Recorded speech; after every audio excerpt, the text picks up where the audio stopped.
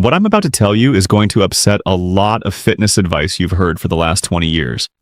Because the absolute easiest way to burn fat is probably not what your doctor's office pamphlet said, not what late-night television sold you, and definitely not what younger fitness influencers keep shouting about from a gym floor. In fact, it's so simple that many people dismiss it immediately. And that is exactly why so many men and women over 60 stay frustrated, tired, heavier than they want to be, and quietly convinced their body has become impossible to change. Stay with me, because by the end of this video, you may look at fat loss in a completely different way. I'm Dr. Michael Joel, and I need you to hear this clearly. Before we begin, please subscribe today so you never miss doctor-guided tips that protect your heart, strength, waistline, and independence. Now, let me say something I wish more seniors were told straight. Your body is not broken. Your metabolism is not doomed. And you do not need punishing workouts to start losing fat. What you need is the right move at the right moment, done consistently enough that your body finally stops storing energy like it's preparing for winter in Minnesota.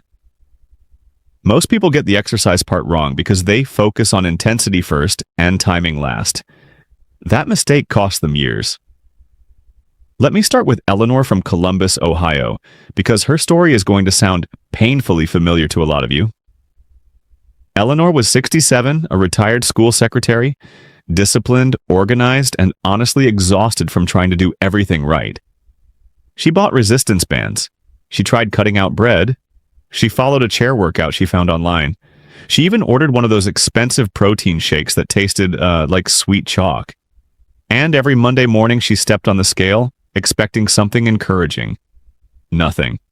Maybe down 1 pound, then back up 2.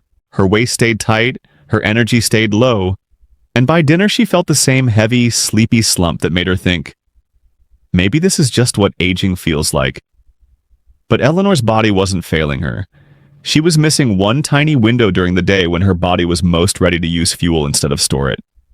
And once she understood that window, everything changed.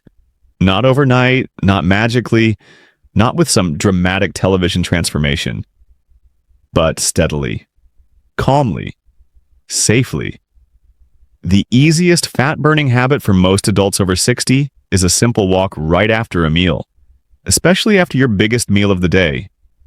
Not an hour later, not after you've settled into the recliner, not after dessert, the evening news, and 2 episodes of a crime show. Within that period after eating when your blood sugar and insulin are rising and your muscles are perfectly positioned to help. Now I know what some of you are thinking. That's it? Walking after a meal? That's the big secret? Yes. And the reason it sounds underwhelming is the exact reason it works. Most people are still looking for a fat loss method that feels dramatic enough to be effective. They want sweat, soreness, machinery, numbers, and punishment. But your body does not reward drama. Your body rewards repetition. Your body rewards timing. Your body rewards behaviors you can do in real life when it's raining in Missouri, when your knees ache in Florida, when you're tired in Arizona, and when motivation is nowhere to be found. The easiest strategy is often the one that seems too ordinary to matter, until it starts changing everything. Here is what happens after you eat, and this is the piece that almost nobody explains in a simple way. After a meal, especially one with bread, potatoes, rice, pasta, dessert, fruit juice, or even a big bowl of cereal, your blood sugar goes up. Your pancreas responds by releasing insulin. Insulin's job is to move that sugar out of your bloodstream and into your cells. If you sit still, particularly after a large dinner, your body has fewer immediate reasons to burn that incoming fuel. So a larger share of it gets stored. Some is stored as glycogen. Some can contribute over time to fat storage when the pattern repeats, day after day, year after year. Now let me tell you about Frank in Mesa, Arizona. Frank was 72, a former Air Force mechanic, proud of the fact that he still mowed his own lawn and carried his own groceries. But every evening followed the same pattern. Dinner at 6 Juan, television at 6:30, recliner by 6:45, snack by 8 Huar, bed by 10, Sach, He kept telling himself he was active enough because he did errands, cleaned the garage, and walked around Home Depot on weekends. But his belt kept getting tighter around the middle. Not all over, mostly the belly. And that detail matters because fat around the abdomen is not just cosmetic. It is metabolically active. It interferes with blood sugar control, heart health, and inflammation. Frank thought the answer was to start some tough morning routine. He bought new sneakers, set an alarm for 5:30 a.m., and tried walking before sunrise. He lasted 6 days. By the 7th morning, his lower back hurt, his sleep was worse, and the whole plan collapsed. What finally helped him was not heroic effort. It was changing what happened after dinner. Instead of sinking into the recliner, he started walking his neighborhood for 12 minutes. Just 12. No stopwatch obsession, no power marching, no fancy app. Just a comfortable pace up one block, around the corner, and back. And within weeks, his evening bloating improved, his cravings softened, and the first place he noticed change was the notch on his belt. And that's the mechanism people keep underestimating. When you walk after a meal, even a short walk, your muscles start demanding energy immediately. Those muscles can pull more glucose out of the bloodstream to fuel movement. That means less of that meal is just sitting there waiting to be dealt with while you remain motionless. Over time, that can help flatten the repeated spikes that make fat storage easier and fat loss harder. It also helps many people feel less sleepy after eating, less heavy, less desperate for something sweet. This is not because walking is magical. It's because you are finally giving your body a job to do with the fuel you just delivered, and timing matters enormously. Here's another truth nobody likes to hear. The best fat-burning habit is not the one that burns the most calories in a single heroic session. It's the one you'll still be doing 3 months from now. That's why walking after meals beats so many better workouts for people over 60. A hard workout that leaves you sore, ravenous, discouraged, and limping to the kitchen is not superior if you quit by next Tuesday. A 10-minute walk you actually enjoy, or at least don't hate, can outproduce a much harder routine simply because it keeps happening. The body changes from repeated signals, not from occasional punishment. And walking sends a signal your body can safely hear again and again. I want you to think about this like brushing your teeth. Nobody says, well, brushing for one day won't change my teeth, so why bother? We understand that health habits work through repetition. Fat loss is no different. The trouble is people expect fat burning to feel extreme. They assume easy means ineffective. But some of the strongest medical habits are unbelievably plain. Taking a walk after eating can help with blood sugar handling within minutes. It can help reduce the giant energy crash that sends people back into the kitchen. It can help you feel lighter in the evening. And once that happens, you stop battling your body so much and start cooperating with it. That is where real change begins. Let me give you another example. Linda from Dayton, Ohio was 70 and had arthritic knees. Every time someone told her to lose weight, she heard the same advice. Join a gym, take a boot camp class, or start doing squats in the living room. She hated all of it, not because she was lazy, because it hurt. So she gave up before she started. Then her daughter convinced her to try one thing only. After lunch and after dinner, walk the hallway in her apartment building for 7 minutes. That was the whole assignment, nothing more. Within a month, she was doing 10 minutes after each meal without thinking much about it. And for the first time in years, she felt like her plan fit her life. That's why I keep calling this the easiest way. Not because it produces overnight miracles, because it removes the friction that destroys consistency. You don't need special clothes. You don't need transportation to a gym. You don't need an instructor screaming countdown numbers in your face. You don't need to be athletic. You don't need to get in shape before you begin. You finish a meal, you get up, and you move. Around the block in Nashville, through the driveway in Des Moines, up and down the hallway in Pittsburgh, around the inside of a mall in Houston when it's too hot outside. The barrier is almost zero, and that is why adherence is so much higher. Now, some people will say, what about walking first thing in the morning before breakfast? I heard fasted walking burns more fat. Listen carefully. A morning walk is excellent if you enjoy it, and you'll do it. I'm not against it. But for many older adults, the walk that changes body composition most reliably is the one placed after the meal that would otherwise be followed by sitting. That's especially true for dinner because dinner is often the biggest meal, the most carb-heavy meal, and the meal most likely to be followed by 2 or 3 sedentary hours. That's the danger zone. That's the zone where easy fat storage patterns get repeated. And that is the moment walking gives you the biggest leverage. Walter from Reno, Nevada, learned this the hard way. Walter was 69 and very proud of his morning discipline. He walked 40 minutes before breakfast every day, rain or shine, and that is commendable. But his waist still kept expanding. Why? Because his evening routine was the real problem. Big dinner, dessert, couch, more snacking, then bed.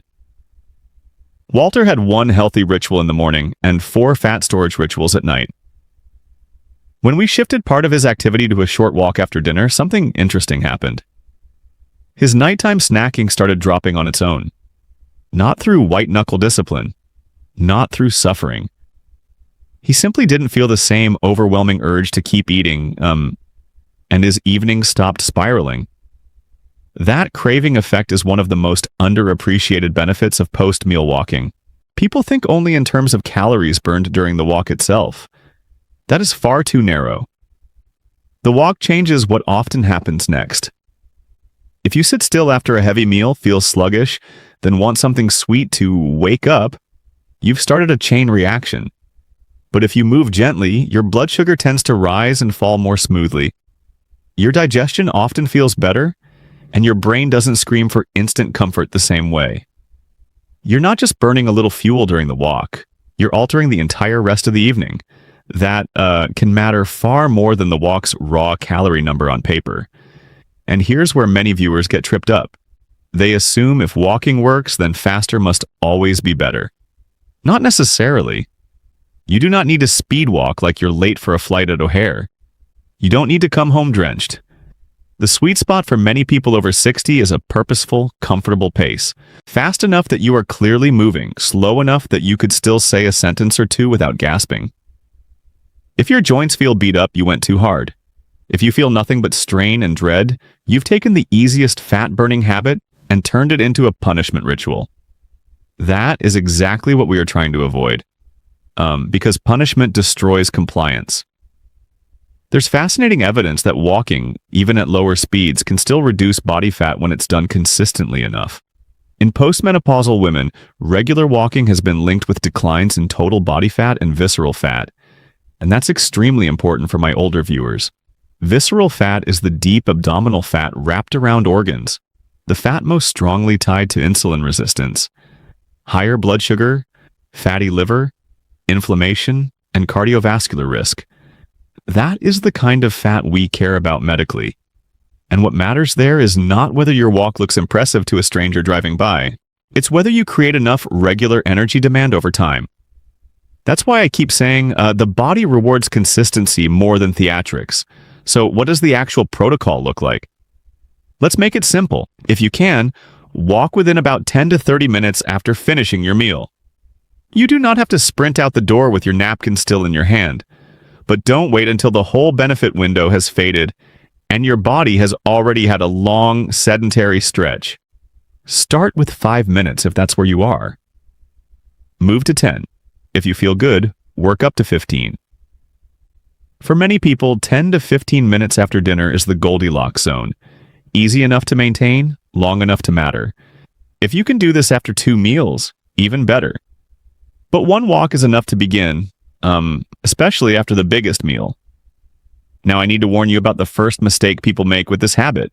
They turn it into a workout contest. They start out saying, I'm going to walk 30 hard minutes after every meal starting tomorrow. That lasts about 4 days. Their feet hurt. Their hips protest. Their schedule gets messy. Then they miss 1 day and decide they've failed. No, start embarrassingly small if necessary. 5 gentle minutes after dinner is infinitely better than a heroic plan you abandon by Sunday. Progress belongs to the body that keeps showing up. The whole point of this strategy is that it slides into your life so smoothly you stop negotiating with yourself. That's power. That's sustainability. That's how fat loss finally becomes possible, instead of theoretical. Denise from Atlanta, Georgia, taught me this lesson beautifully. Denise was 66 and loved all-or-nothing plans. If she couldn't do a full, perfect workout in matching athletic clothes, she did nothing. That mindset kept her stuck for years. Then one evening after grilled chicken, sweet potatoes, and green beans, her grandson asked if she wanted to walk to the mailbox with him. Just the mailbox. She almost said no because it wasn't real exercise. But they went anyway. Then they walked to the corner. Then around the cul-de-sac. 7 minutes. The next night, she did it again. 2 months later, she had a routine she barely thought about. And her old perfectionism had lost its grip because the habit was too easy to resist. If you only choose one meal for this walk, choose the meal that creates the biggest problem in your life. For many people, that is dinner. For some, it's lunch, especially if lunch is eaten out, loaded with bread, chips, or fries, and followed by an afternoon slump in a chair. The rule is not after dinner no matter what. The rule is after the meal most likely to be stored while you sit. That's your leverage point. That's your metabolic weak spot. And once you identify it, you have an answer that doesn't require supplements, cleanses, or gadgets. You use movement where it counts most. You stop letting your most dangerous meal be followed by your stillest hour. And that changes the equation. Let's talk directly about belly fat, because I know that's what many of you really care about. Not because you want to look 25 again, but because you can feel it. You feel it when you bend over to tie your shoes. You feel it when you climb stairs in Louisville. You feel it when your waistband digs in after dinner. Deep belly fat is not just the fat you can pinch. The more concerning portion is the fat around your organs. That is the fat associated with worsening blood sugar, higher triglycerides, poorer insulin sensitivity, and more cardiovascular strain. Post-meal walking helps because it repeatedly improves how incoming energy is handled. And repeated better handling is how central fat begins to loosen its grip. Now, I need to tell you something that protects a lot of people from quitting too early. The scale may not reward you right away, and if you rely only on the scale, you may talk yourself out of a habit that is working. The first changes many people notice are not dramatic pounds. They notice their rings fit better at night. They notice less bloating after dinner. They notice they don't need a nap at 7:30. They notice their fasting sugar looks better. They notice their belt shifts one notch. They notice they are not raiding the pantry before bed. These are not imaginary wins. They are evidence that your body is starting to process meals differently. Respect those signs, because they often show up before major scale movement. James from Springfield, Missouri is a perfect example. James was 74 and convinced nothing worked because his weight only dropped 3 pounds in 6 weeks. 3 pounds, he told me, was barely worth the effort. But then his wife said something interesting. She said, "Jim, your face looks less puffy, and you stopped groaning every time you stand up after supper." James had also gone from needing dessert every night to only wanting it once or twice a week. His belt had loosened. His morning readings were better. In other words, the body was changing even though the scale was moving modestly. And when James stayed with the walks, those smaller wins turned into visible fat loss over the following months. Now, let me be very honest so you trust what I'm saying. Walking after meals does not give you permission to eat anything you want. It does not erase 3 slices of pie and a milkshake. There is no habit on earth powerful enough to make chronic overeating irrelevant. If your portions are enormous and your meals are built around sugar and refined starch, progress will be slower or non-existent. But this is exactly why I like post-meal walking so much. It does not ask you to fix your whole life in one day. It gives you a foothold. And once that foothold is there, many people naturally make better food decisions because they feel better and crave less. The habit becomes a gateway, not just a calorie burner. If you want this strategy to work even better, pair it with one very simple meal rule. Build meals around protein, fiber, and portions you can repeat tomorrow. That means something like eggs and fruit in the morning, turkey and salad at lunch, salmon or chicken with vegetables and potatoes at dinner. Not perfect, not fancy. Just balanced enough that your blood sugar doesn't go on a roller coaster before you've even had time to walk. Seniors often undereat protein, and that can make fat loss harder because you lose muscle more easily. The goal is not tiny meals, the goal is steady meals. Meals that support walking, preserve strength, and reduce the urge to snack again an hour later, just because your energy crashed. Carol from Asheville, North Carolina discovered this almost by accident. She started with the walk first because she didn't want anyone touching her diet. Fair enough. After dinner, she walked 10 minutes up and down her quiet street. 2 weeks later, she noticed she no longer wanted crackers and ice cream at 9:01 p.m. That surprised her. So then she made one food change. She added more protein at dinner and cut the extra bread she used to eat while cooking. Suddenly, her evening hunger became manageable. That's what I want you to see. The walk did not operate in isolation. It made the next good decision easier. Then that decision made the next one easier. That is how real health change happens in adults over 60. Now you may be wondering, do I need strength training too? Yes, ideally you do. Especially after 60, protecting muscle matters enormously because muscle helps with glucose control, balance, strength, metabolism, and independence. National activity recommendations for older adults also include weekly aerobic activity, muscle strengthening, and balance work. But please do not let the perfect plan stop the first plan. If you're doing nothing consistent right now, the easiest place to begin is still the post-meal walk. Once that feels normal, then you can add 2 brief strength sessions each week. Sit to stands from a chair, wall push-ups, light dumbbells, resistance bands. Build on success. Don't replace a winning easy habit with a complicated plan that collapses. Start with the door that's already open, and walk through it. I also want to talk about safety because my audience is not 22 years old filming themselves in a warehouse gym. If you use a cane, you can still do this. If you use a walker, you can still do this. If your balance is poor, walk in a hallway, along a kitchen counter, or in a supervised indoor setting. If the weather in Chicago is icy, don't be stubborn. Walk inside. If the heat in Phoenix is brutal, use a mall or an air-conditioned big box store. If your doctor has told you not to exercise without guidance because of heart symptoms, severe lung disease, or unstable blood sugar, then please follow that medical advice first. This habit is gentle, yes, but gentle does not mean careless. And your safety matters more than any plan. Bad weather, busy schedules, and plain old resistance are where most routines die, so let's remove those excuses right now. You don't need a scenic park, you need a path.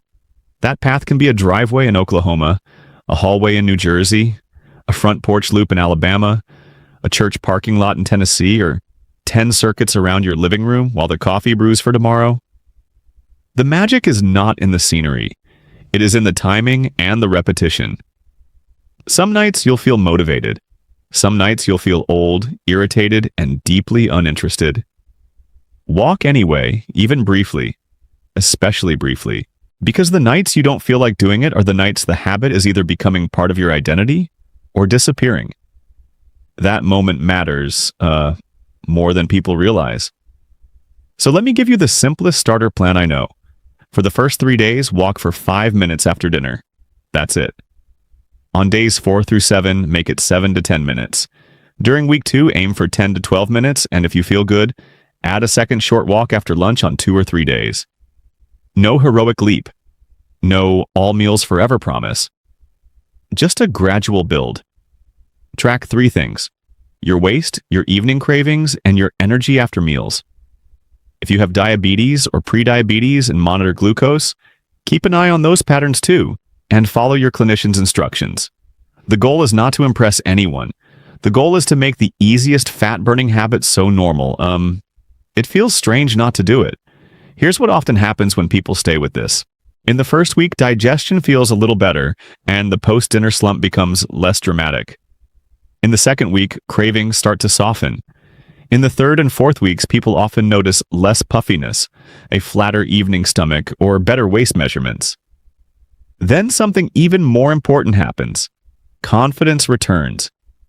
They stop saying, "Nothing works for me," and start saying, I think my body is responding. That sentence changes everything because hopeless people do not persist. Hopeful people do. And post-meal walking creates hope quickly because the feedback is so immediate. You can feel it the same evening. That matters psychologically, especially for viewers who have been discouraged for years. I want to pause on that emotional part for a moment because it is more important than most medical advice acknowledges. Excess fat is not just about appearance. For many older adults, it feels like lost freedom. It feels like getting up from a chair became a project. It feels like stairs became negotiations. It feels like you love your grandchildren but get winded just keeping up with them at a park in Indiana. When a habit is easy enough to stick and effective enough to produce real momentum, it doesn't just change your waistline. It changes your relationship with your future. You stop imagining more decline and start imagining more life. That is why I care so much about simple habits. They restore agency, and agency is medicine. And here's the final point I need you to hear. The easiest way to burn fat is not the flashiest way. It is the way that interrupts storage when storage is most likely, improves blood sugar handling when blood sugar is most vulnerable, and asks so little from you that you can keep doing it when life is messy. For most adults over 60, that means getting up and walking after meals, especially dinner. Not someday. Not when you buy the right shoes. Not when the weather improves. Tonight, after your next meal, stand up and walk for 5 minutes. Then do it again tomorrow. Let your body relearn what to do with the fuel you give it. Let consistency do what intensity could not, because this is where progress begins. So let me bring this home. If you have been waiting for the perfect fat loss program, stop waiting. If you have been blaming yourself because hard plans keep failing, stop blaming yourself. You do not need a brutal system. You need a repeatable one. The absolute easiest way to start burning more fat is a short walk after the meal that would otherwise be followed by sitting still. That one choice can influence blood sugar, cravings, energy, belly fat patterns, and long-term consistency in a way most people never expect. Try it for 2 weeks before you judge it. Share this with someone who always says their metabolism gave up after 60. And if you haven't already, subscribe to the channel. Your next small habit could change a lot more than your weight.